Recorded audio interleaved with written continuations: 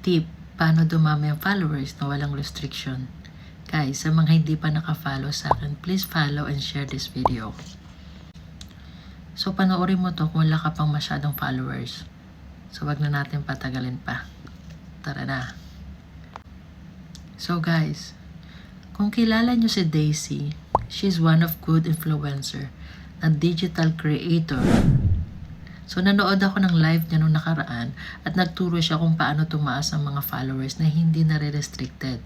So, guys, ituturo ko din sa inyo yon. So, punta lang po kayo sa profile niya. Andito na sa screen. Pakipunta ng profile ni Ma'am Belarda Mauna Daisy. Tapos punta kayo sa reels niya. So kahit anong video na dyan, buksan nyo. Tapos i-click nyo yung likes. So makikita nyo may likes dyan na sign. Tapos makikita nyo yung mga tao dyan sa gilid. Yan. I-follow nyo yan, guys. Isa-isa. Ubusin nyo yan. At huwag kayong titigil hanggat walang lumalabas na ganito. So, ibig sabihin yan, guys, may meaning yan. May limit time siyang binibigay. So, stop muna kayo after 1 hour. Balik naman kayo.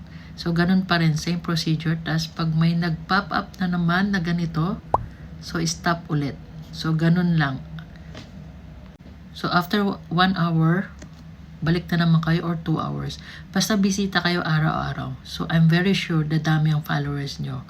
Or ipa-follow back nila kayo agad. So, ganun lang siya kadali, guys. Kung nagustuhan mong video ko, please like and share and comment. Salamat po!